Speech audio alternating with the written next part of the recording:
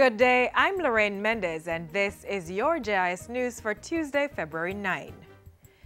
The Ministry of Education has confirmed that schools will be closed from midday on Wednesday, February 24, to allow for pre-election activities and voting on the day. The ministry says the directive applies to all schools, whether or not they are designated polling stations. Principals at those schools which will be used as polling stations on election day are asked to ensure that all the rooms are cleared and cleaned and that all charts and teaching aids are removed. Schools will reopen on Friday, February 26. In cases where schools will not be able to resume classes on the designated day, administrators should immediately alert the respective regional directors.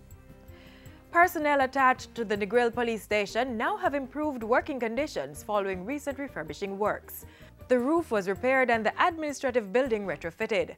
A new lecture theatre, holding area, identification room, perimeter wall and barracks were also constructed. The Tourism Enhancement Fund paid $40 million to refurbish the police station, which was $10 million less than budgeted. National Security Minister Peter Bunting welcomed the improved facilities, adding that there are now 104 police personnel attached to the Negril police station.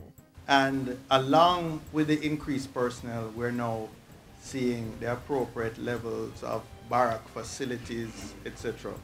I am confident that we will continue to see progress in the level of policing, in the level of safety and security that the citizens of not just Negril, but the wider Negril police area will enjoy as we continue to increase both the human resources and the infrastructure. Local producers are being urged to take advantage of the opportunities within the tourism sector. Tourism Minister Dr. Wickham McNeill says a recently commissioned tourism demand study has revealed that opportunities for the trade of locally made goods and services could be worth $70 billion. Minister McNeill says the opportunity for trade with the tourism sector could be as high as $56.7 billion annually for processed foods, $5.3 billion for fruits, and $1.6 billion for vegetables.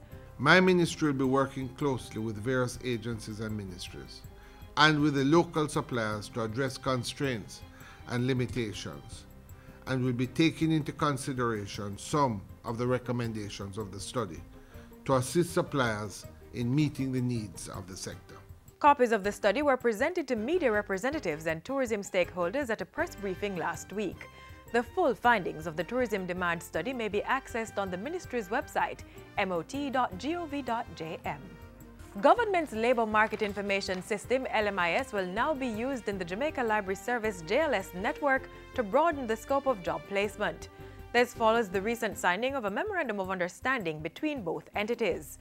Under the agreement, librarians will help individuals locate information and show them how to register and search for jobs on the LMIS website.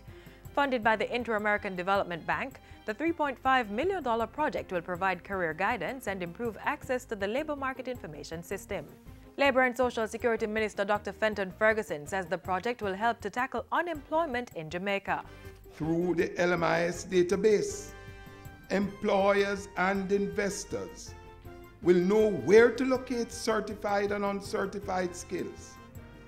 Policymakers will know where there's an undersupply or oversupply of skills and take corrective actions. And finally, this year's staging of the Kingston Animation Fair is being billed as a job creation and investment opportunity for local animators.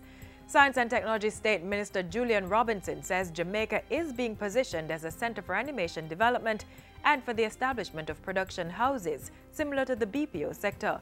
Video game studios will require additional multimedia artists and animators to meet this increase in demand. There's also an increased demand for computer graphics from mobile devices, such as smartphones, which will lead to more job opportunities. Mr. Robinson was speaking at a recent JIS think tank. Kingston will be held on March 12 and 13 under the theme Learn, Earn and Display. And that's it for JIS News today. I'm Lorraine Mendez. Thanks for watching.